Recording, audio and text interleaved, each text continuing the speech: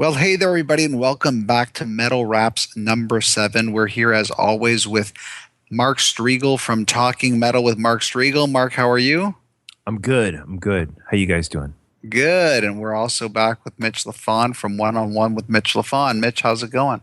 Good. Life is good, actually. Lot of great talk over our Guns N' Roses reunion episode. I've been getting a lot of tweets and feedback on my Facebook, so I'm glad. I'm glad that we've had some impact.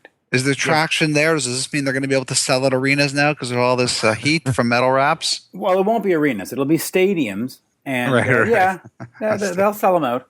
Okay. I don't want to spend too much time on Guns N' Roses on this episode, but real quick, Mitch, you posted this. I don't know if it was a tweet or a text or a email you got. This anonymous tip you posted on your Facebook page, which said Axl, Chris, I'm assuming Chris Pittman, and Richard, I'm assuming Richard Fortus, are working on the next album right now. Any chatter of Axl and Slash, significant or otherwise, is 100% false. So, and you posted this, and you said, just got this in. And again, let's not talk about it too long, but was this a significant, trusted source? Yeah, the one and only trusted source. There's a guy out there who has shared things with me with the sole and unique purpose of having it posted. And he sent me that, and also sent me a note saying that the 2016 reunion is certainly going to happen in one way or another, and will include Matt Sorum on drums, and not too sure about the guitarist yet. So it seems as though there's stuff heating up in the Guns camp. And listen, whether Axl does a solo CD or a CD calling it Guns N' Roses without I don't care. I like Axl's voice, and so I'm glad that he's active. Before we go on, I will stand by my no chance stadium reunion concept. That's right. I am having drinks with Frank Ferrer in 2 weeks. He lives down the street from me. He is the current drummer. So usually when I have drinks with him and anything that is said, I generally can't come talk about it. Dang. But maybe I'll tip you off. Just the stadium part. Tell him there's one guy. Just the stadium part. There's this bald guy who claims that stadiums are impossible for them. But by the time we get to 2016, we'll be at the Metal Raps episode 212. So we'll discuss it then. Now, Mark, speaking of going for drinks, you went all the way to the West Coast for some drinks with Kiss. Yeah. Sort of. We flew out there to see Kiss and Red Dragon Cartel. We ended up not seeing Red Dragon Cartel and seeing Kiss twice at the residency, the final 2 nights of the residency. And I had so much fun. I got to tell you, we blew off Red Dragon Cartel because they weren't going on until midnight, which was 3 a.m. East Coast time to me. And I had to leave the hotel. My wife and I had to leave the hotel at 4 a.m. to catch a plane. So it just wasn't going to work out to try to pull an all-nighter. But so we ended up going back to see Kiss the second night. Both nights great. This first night, especially, Paul was in just excellent voice. We got to meet Paul at his book signing, which he didn't really even sign books, but I thought it was pretty cool for $30. Wait, he didn't sign books at a book signing? No, he just handed them out. They were already pre-signed.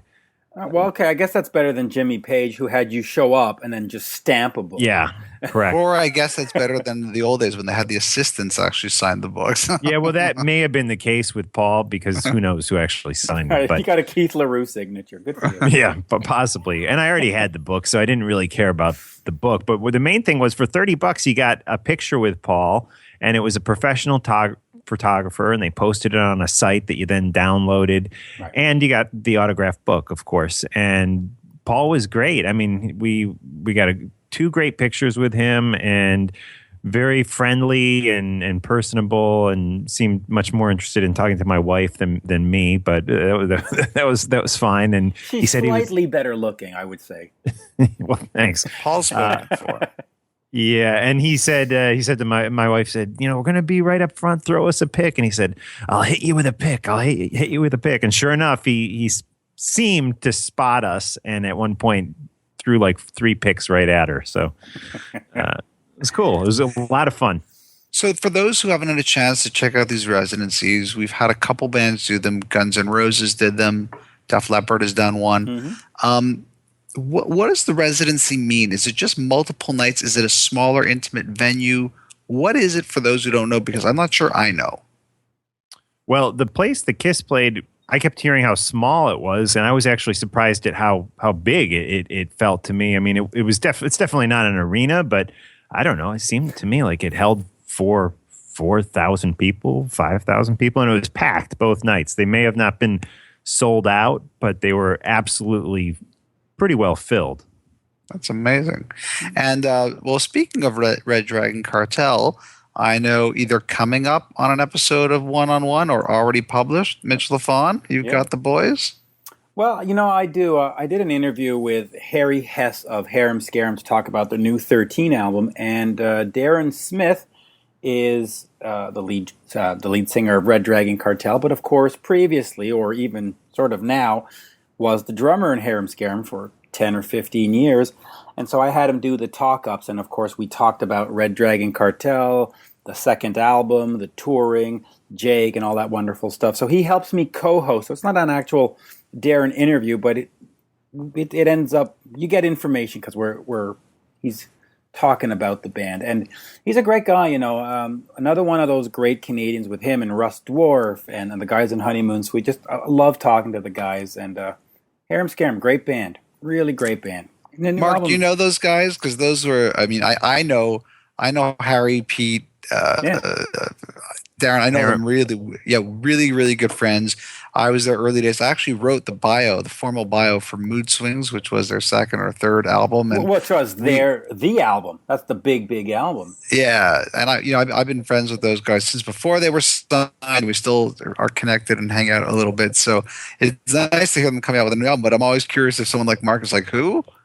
Do you know who they are? I know the name. But I'm not real familiar with them, and had no idea that Darren had been in that band. And not really in the loop on Harem Scarum. Well, it's interesting. This is a band that again came out in this sort of seminal time and was signed to Warner Brothers, but only in Canada. And for some reason, they also broke really big in Japan. Yeah, so huge. I was actually writing articles for them for Burn Magazine actually on Harem Scarum because I was like this guy in Canada who had access to all these bands that were somehow big in Canada, big in Japan, as ironic as that sounds, and nothing in the States. Like I don't think they've ever had any traction really in the U.S. But a lot of bands like that, even if you look at Cheap Trick, they had a little bit of heat going on in Illinois back in the day, but it was sort of Japan. There seems to be this thing with Japan that they like to discover new bands. But Harem Scarum, been around since 89, 90? Yep. Exactly, since those days. 13 albums strong. You should check them out. If you want to check out an album for them, I think Mitch and I would both agree that album, Mood Swings, it's a pretty seminal sounding album. And if you like that sort of pop rock metal sound, you will love that.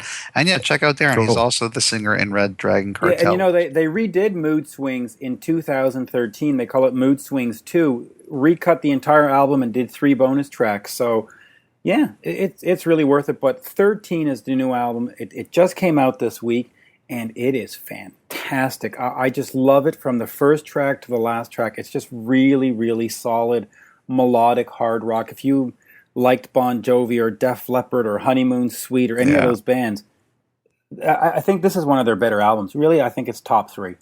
Okay, now Darren no longer plays with Harem Scarum, no, he's doing both bands. He does both bands. He's the drummer in Harem Scarum, and he does sort of like a lot of the backing vocals, and sometimes takes a little lead here and there. But Harry Hess is the lead singer. He's a phenomenal singer too. So also, if you like that powerful sort of vocal thing, these guys definitely have it down pat. And Darren is on 13, by the way. Great performer. So check them out. Hey, interesting topic too that happened this week. And again, Mark, you're in the bullseye this week, so hoping that's okay. Mm-hmm. You hopped over. I don't know how far it is to head over to the Wentworth Gallery, which is an art gallery because Def Leppard's Rick Allen has an art show. He's got a new fine art collection, about 50 plus pieces. It's called Rick Allen Angels and Icons. And it's actually going on tour across the U.S. Through the Wentworth Gallery location. So check out where it'll be happening. But the first stop happened to be at a location in New Jersey, and it was in the news in terms of the metal news of our world. But you went. What was it like? Yeah, it was pretty interesting. I was there last night, and basically Rick showed up, and the town that this gallery is in, if for people outside of New Jersey who have no clue, it's called Short Hills, and it's very, very rich. It's one of the richest towns actually in the country, and that is who they were targeting the art for, obviously, because most of the pieces were like $6,000. You know, I saw a guy whip out $6,000 in cash, plop it down, and you know, pick up a picture. I saw another guy just keep buying the stuff. I mean, he bought like 4 of these, maybe 5 of these things. I mean, he must have spent 30, 40 grand on them. And basically, you couldn't really meet or speak to Rick, even though there were plenty of Def Leppard fans who you know, showed up there and just didn't have the minimum $700 to buy this tiny piece of art, which was the minimum that you could get. So, and you weren't really allowed to meet him or anything. And why? Because all he would do is talk to the people who bought the art. You could kind of just watch, and that's basically what I did. I was actually scheduled to do an interview with him there officially through Def Leppard's PR person, which was the owner of the art gallery, said absolutely no way, you can't do an interview here. So I'm hoping that'll be rescheduled on the phone. However, Rick doesn't usually do phoners. So I was actually left there in kind of a pissed off mood, to be honest. How big is the art galleries? Aren't typically big. How could you not get to, like, what was he behind, like bulletproof a velvet glass? rope? No, a velvet rope. Yeah, with guards, and it was kind of sad because the nerdy Def Leppard fans in the t-shirts and you know, hardcore fans, people had driven a couple hours to try to meet him, were not allowed to meet him. He did come over and shake some hands, and he even gave some pictures, which the gallery was not allowing. You couldn't get a picture with him unless you laid down cash for one of these pieces of art. Yeah, but it was kind of sad because the people, again, who were buying them were all, just from the looks of them, people with money. And there's nothing wrong with people who have money. However, I kind of personally questioned whether they were true fans of the guy's music. And maybe he is an incredible artist. I'm not one to judge art. You know, this stuff looked cool to me, but I don't know. I just I was a little bummed for the fans that he wasn't able to take some pictures and give out some autographs to them, but they completely blamed it on the gallery, including the canceling of the interview I had scheduled with him, which I'm hopeful will be rescheduled on the phone. Again, they kind of told me, though, he doesn't really like to do phoners, but maybe. So we'll see what happens with that. Just give me a number, though. How many people are inside this gallery, and are there people outside of it total? Like, what kind of scene are we talking about here? At the gallery for Rick Allen, there were probably 50 to 60 people. Come on, the guy couldn't shake everyone's hand. No. And wow, that's I was told. Now, in Rick's defense, a big portion of the proceeds go to an organization that works with wounded veterans. And I spoke at length with his people about this and was just trying to somehow convince them that they have to get me this guy on the phone.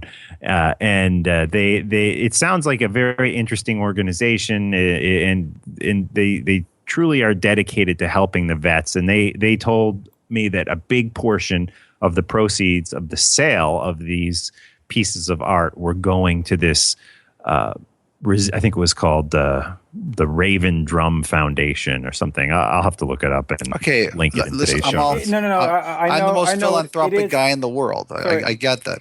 But it is the Raven Drum Foundation, just to chime in real quick. I know. Listen, I'm a big fan of the band. I've seen these guys more times than I can count. You're in a small, intimate thing. You're doing your art thing. 50 people. I mean, I don't think that you getting a handshake or taking a picture, any of the fans who drove a couple hours, see 50 people are interfering with his ability to sell a piece for $6,000. I don't think anyone went there going, I'm just going to go check it out and suddenly plunk down $6,000. They probably knew or knew what they were getting. Right. I find that really crazy. I mean, I get, got 600 people, 50 people. I mean, well, yeah. And if you did spend the money, spend the money, he really, I mean, you got to go back behind the velvet ropes.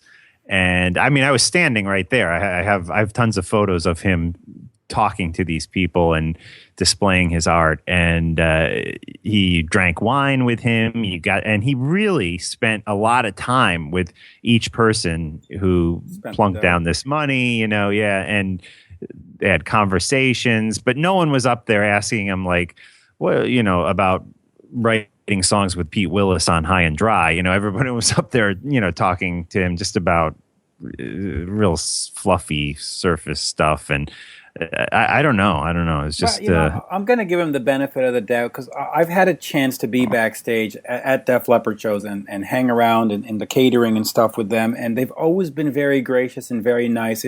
It sounds to me that you had a bit of a overambitious, gallery owner. I blame it 100%. The interview not happening on the gallery owner, and a lot of the Def Leppard people or his people that were there, including his wife, came up to me personally and apologized and said, we knew this was supposed to happen. We're so sorry. It's just the gallery owner isn't allowing it. And I even went up to the gallery owner and got into it with him. And he, basically told me, listen, we're really going to try to get you Rick on the phone because he's doing more of these. And I guess the gallery owner owns the other galleries that he's going to be doing these in. Yeah, Mitch, listen, I hear what you're saying, Mitch, and same with me, nothing but gracious.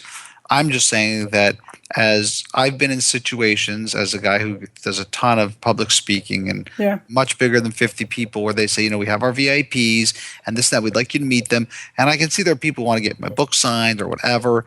You got to be gracious. And it's very easy. And again, I'm not blaming Rick or his wife or anybody, but just to say, listen, fine, I'm going to do this way behind the velvet rope. But before I leave, there's 40 people who I'm going to take a picture with because they're here and I don't want to let them down. No, I fully agree. Or meet me outside. We're going to do this. I fully agree, but sometimes you just don't know what the arrangements are. If you break this, we don't pay you, and there could be all kinds of stuff. Then again, maybe Rick was just also having a bad night. Maybe he showed up late. Maybe he was late. Maybe there was a major accident on Route 78, and he had been stuck in traffic for 3 hours going 20 miles from New York City to the gallery. So perhaps he was just exhausted and just didn't want to meet anybody. He figured, okay, I got to get the ones that paid, and next. I hear you. Yeah, listen, I don't know. We all know. I'm just sorry. But there's a bigger theme here that I thought we can discuss. Rick Allen of Def Leppard, not the first musician in the genre of music that we like to go down the road of not just creating art, which I think is a sort of normal thing to do. You're off the road. You want to expressively create yourself and expressively leverage your creativity in different ways. I know Paul Stanley has done stuff like this and he's sold significant pieces of art. If I remember correctly, I think Tico Torres of Bon Jovi was doing this as well. Yeah, Tico. And I'm trying to think there's someone else. Lars Ulrich is a huge of course. collector. I don't know if he's a collector, right? Yeah, I don't know if he actually paints, but he's an incredibly successful collector. Millions of dollars worth of art. I will say that in some kind of monster, didn't they auction off his pieces in some kind of monster documentary? Is that what? Don't I remember pieces that? he owned. Pieces he owned. Oh, okay, okay. Now, at the art gallery in Short Hills, I did ask one of the workers there. I said, "How does this compare to the Paul Stanley exhibit from a few years back, where famously Paul Stanley started yelling at Eddie Trunk in the middle of the exhibit?" But or the I don't know. Because Eddie must have screwed him over or something. Yeah. Eddie gets more play on this podcast than Ace Frehley. Go on. I think Paul called him fat or something in front of all the people and said, "That's what you say to my face. What do you say?" And it was a big scene. But she told me at that event there were probably 300 people. She said way, way more than the Rick Allen event. However, she said we made more money at the Rick Allen event. He has sold more expensive pieces of art. Well, so because his paintings look like art. They don't look like a paint a cat hitting a helicopter propeller. Yeah. Boy, Mitch is really shooting for those free tickets there. What? I mean, listen, it's not my fault Paul Stanley is competing with Jackson Pollock for, well.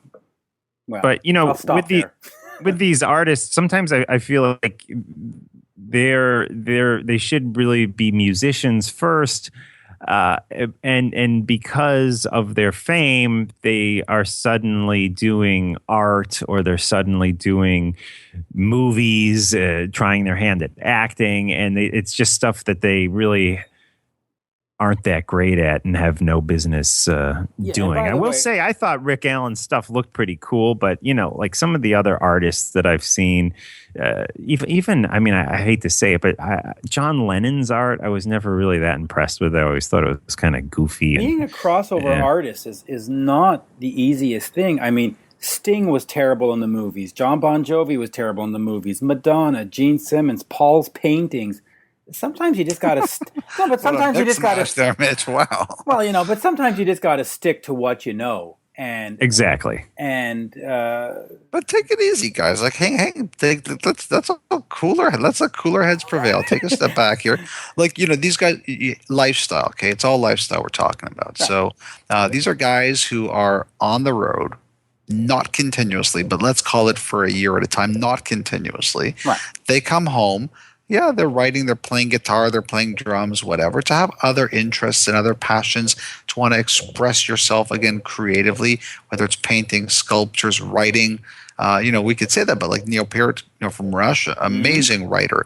There have been a lot of musicians who've come out and actually have really transformed into being great writers, or other types of side businesses that have been extremely successful.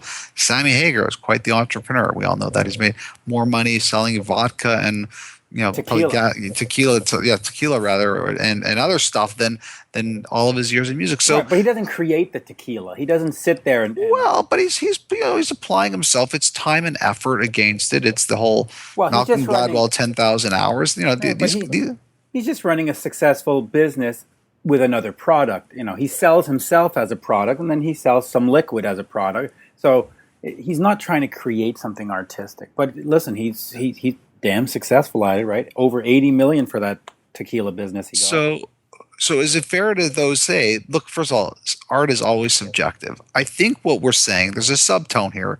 Let's bring it out to the front. Let's put the elephant in the room on the table and look at it, which is that we believe in this room that the art may not be as substantive as the price tag, and the price tag being asked is less about the quality of the work and maybe more of a hybrid of work plus famous name. Right. I think that's what we're saying here. Yeah, that's exactly what we're saying. I mean, you look at Bruce Dickinson, and he's an airline pilot. To me, it's like you're an airline pilot because you know how to fly a plane, and there's no question about whether the guy can fly a plane, but the art, it's like sometimes you really got to question, are these guys really artists, or are they simply just, part-time hobbyists? It's like, believe me, Paul Stanley's art, I can't imagine that anybody would be paying big sums of money for this if he wasn't Paul Stanley, like a real art collector. Yeah. But it is possible that in our lifetime, we will see a musician become as good of an artist on the artistic merit as, let's say, we have seen musicians like Alice Cooper become amazing golfers. He is an amazing golfer. Well, first of all, Paul Stanley is an artist. I mean, creating songs and a persona and doing what he does is art. But if you're talking painting, it ain't painting, right? He ain't an artist. But listen, Jackson Pollock got 140 million for his stuff. I'm sure Paul could probably get a couple thousand. It's the same quality. It's funny. It reminds me of I'm a comic book nerd too. And when you go to the comic book conventions, you can always get these autographs from a whole bunch of people. But Stan Lee is usually there, and it's a certain amount of money to get this autograph. I think it's like $50 now, and it keeps sort of going up because he's getting older and older.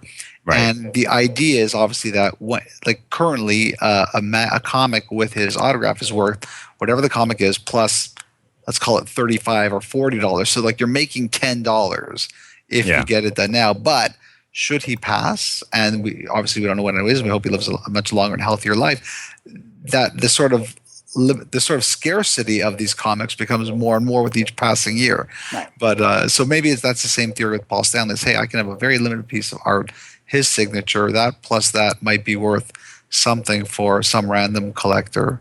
Who knows? Right. And I don't want people going away thinking that I was just taking shots at Paul. Again, Gene tried to, like I said before, in the movies and Sting and all, they were equally ineffective in not being musicians. So no, I would love to just see musicians stick at what they do best and keep the other stuff for a hobby. And if it's great, it's great. Like if it's great, people will start talking about it. And they will have a sort of basically what we're saying is we would love them to have artistic vocations in painting or whatever it might be, but on the merits of the work, not on the name. And I think that's a fair statement. Absolutely. And we all know it's just the name. So I'm going to ask you guys what you're listening to before we take off, but I have one other quick little thing we can jam on, which is I was watching this in the news. Is Megadeth falling apart, or is this just Megadeth? Now, before you guys answer, we know that Sean Drover and Chris Broderick left the group, and again, it's just Dave and Dave again. My opinion is this is just Megadeth. Mark. Yeah, I mean, I think I always thought the band was a little strange when Dave Ellefson wasn't in the loop, because he was the one consistent always, and there were those 2, maybe 3 records they did without him, right? Which I always found that kind of sad and upsetting, just as a fan of the band, because those were always the 2 consistent guys. So I think, in my eyes, as long as Dave and Dave are there, it's still Megadeth, and I look forward to hearing what they have up their sleeve. I would love to see them at this point bring back some of the other classic players who have been in the band. Marty Friedman, for example, it'd be great to see him return to the band. Nick Menza. Nick, by the way, said he wouldn't object to coming back. He was the first one who said, "I'll do it if asked." But the band is, according to what has been posted recently in the last couple of days, going to go ahead and start recording an album in February of 2015. It'll be just the 2 of them for now, unless something changes. So I'm glad they'll continue. But it is Megadeth just being Megadeth. But it's sort of like, Kiss just being Kiss. You've got the 2 main guys, and the scenery changes once in a while. It's okay. So I'm going to ask you guys what you've been checking out this week. What's been cranking in your pod? Mitch, why don't we start with you? Well, I've actually been going back and forth between 5, what I think are 5 really fantastic albums. First of all, one that you're all excited about is the Revolution Saints with Doug Aldrich and Jack Blades. I got an advanced copy of it. Yeah, you got to send me that. I don't have that. Dude, it is brilliant. I like those guys. Fantastic. It is really like Journey on steroids. I mean, you've got all the melodies, you've got all the well-written, the structures, and the whole thing's beautiful, but you've got Doug Aldrich just kicking it. It's fantastic. Right. Again, the Harem Scarum 13, another album I think is great. And then I've got 3 other albums that are off the radar for most people, but just great melodic rock stuff. A band called Three Lions with their self-titled debut album called Three Lions. Another one called Bailey. The album's called Long Way Down. And since we're speaking of art, the band Work of Art with their album Framework. Those are what are tickling my ears this week. And all great stuff. But I'm telling you, Revolution Saints is going to be the revelation of 2015. A great band. Great album. Has a lot to live up to. Mark, what do you got? I'm a big fan of these like throwback bands, these bands that are younger bands, but they capture the sound, the production value, the spirit of, the late 70s, early 80s. The great record that came out this year called You Are Here, and it's by a band called High Spirits out of Chicago. This is, I believe, their third record, and it is just excellent stuff. Again, the throwback sound, really great hard rock with the big hooks, and not the overproduction. They're not trying to sound like Avenged Sevenfold. They're really embracing those old sounds. Another band doing the same thing, Black Trip, out of Europe. The guys coming from different countries in Europe. Another great band. That album is called Going Under. And also, right from New Jersey, Mike Lafon, who is the bassist in Symphony X, has released a solo record called Silent Assassins that features Alan Tecchio from Hades and Nonfiction, and Watchtower on vocals, and Metal Mike from Halford's Band on guitar. And it is also just kind of a throwback sound, captures that old heavy metal sound of the late 70s and early 80s that we all grew up on and love so much. And they do a great job at just recapturing that spirit. Now, you see, I know right now that Mitch's head is spinning because he was sure that we were going to say, we've got a Kiss greatest hits going and a Judas Priest greatest hit.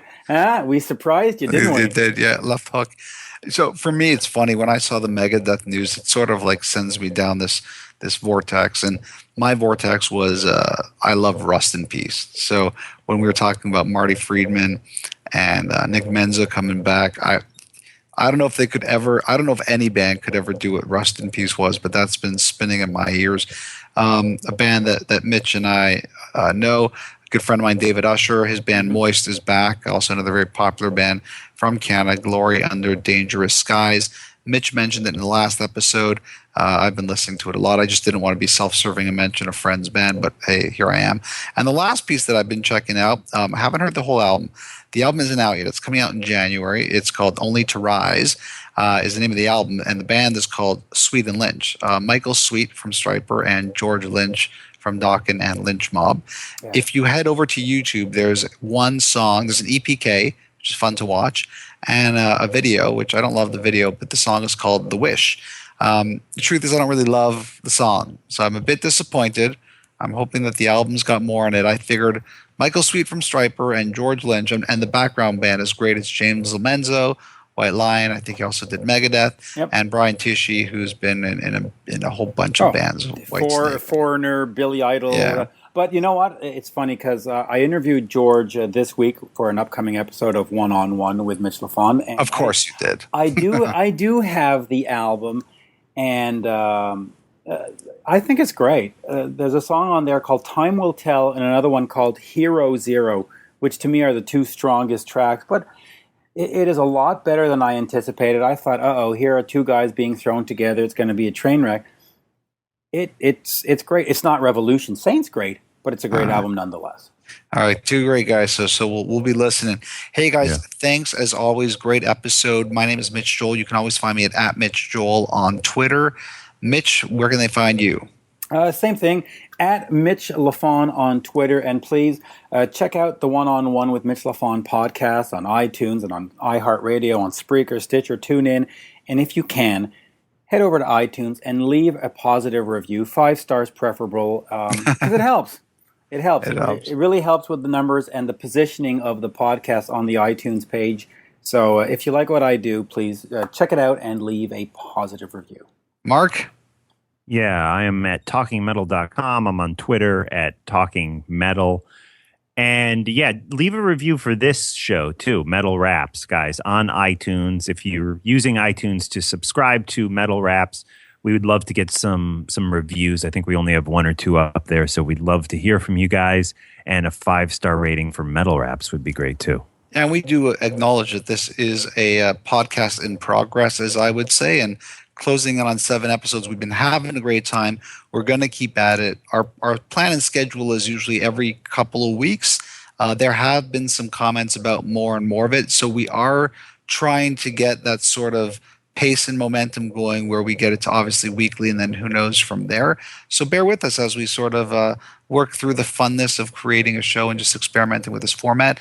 We thank you so much for listening, and we'll be back very, very soon with episode number 8 of Metal Raps.